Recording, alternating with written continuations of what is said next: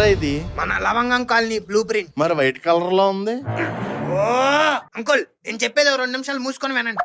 ఇది మన కాలనీ. దీంట్లో సుమారు 100 ఇల్లు వరకు ఉంటాయి. ఆ చెడ్డీ సీన్ గడి ఇచ్చిన ఇన్ఫర్మేషన్ ప్రకారం మన కాలనీలో లేడీస్ అంతా జాడీస్ కొద్ది వెన్న పట్టుకెళ్లారు. ఈ రోజు ఎలాగో కృష్ణాష్టమి కాబట్టి లేడీస్ అంతా ఆ వెన్నని కృష్ణుడికి నైవేద్యంగా పెడతారు. సో నైట్ అందరూ పడుకున్నాక మనం ఇంటింటికి వెళ్ళి వెన్న దొబ్బుకొని వచ్చేసామనుకోండి, మొత్తం వెన్న స్విమ్మింగ్ పూల్ లో పోసి స్నానం చేయాలి.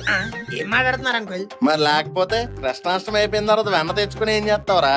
వేడి చేసి నెయ్యి చేస్తాం. ఆ నెయ్యి కేజీ 1000. నెయ్యే? మరి అన్నింది వెన్న. ఐడియా బాగుందిరా, కానీ నువ్వు దొబ్బుకొస్తున్నప్పుడు దొరికిపోతే?